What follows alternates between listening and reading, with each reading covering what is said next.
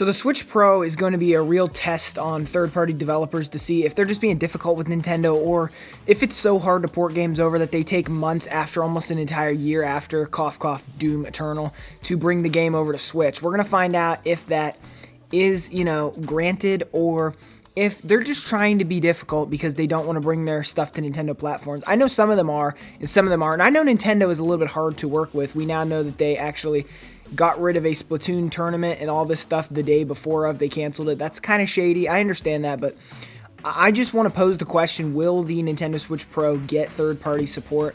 Or is it just going to be like the way it is right now with Nintendo, and we're going to get like 1/3 of what the Xbox and the PlayStation consoles end up getting? Is it going to be like this, or are we going to get amazing support? Now, I don't really have a lot to go off of with this video, okay? This is not news, this is nothing, this is just a pure speculation video. I've been trying to get into them more. I did one yesterday too, because the fact not a lot of news has really been breaking out right now, so I want to move my content a little bit. So here's the thing, everybody. I think that the Nintendo Switch Pro is going to get some amazing third party, because I think that third parties really do want to support Switch, but the Switch's power is just not enough for a lot of these third parties to consider justifying it. And then when they do make it, everyone makes fun of it and says how terrible it looks. But the Switch has less power these days than an iPad, and I think a lot of developers just really, they want to scale their games up, and these lower-end consoles hold them back a little bit. They hold back the games that they could ultimately create, so they don't want to be held back. They want to be pushing to the future.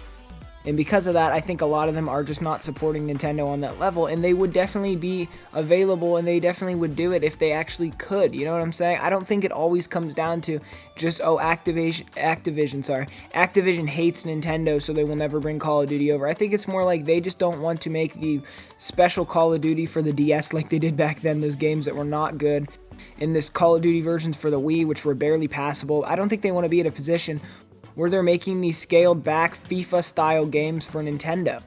I think they want to either, do it right or not do it at all. And I respect that more than doing what EA is doing, literally repackaging the game every year and just reselling it. And I think that, that's more respectable in my opinion than it would be to literally just release a terrible game. I think it's more respectable just to not release anything at all. But I do think that the Switch Pro is going to get the third-party support that it deserves, because of the fact that it's going to draw significantly more power than the original Nintendo Switch does, because I think this is going to be a bigger leap than we ultimately think it is. I think Nintendo's seeing now with these new next generation consoles pushing tens of teraflops that they definitely need to be up there with at least a couple, and the fact that the Switch is barely cracking 1 teraflop, I think they definitely need more power.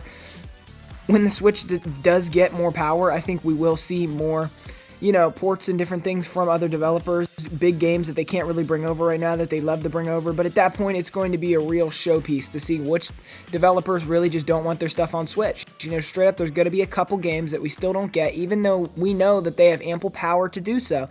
There's going to be games that we just don't get.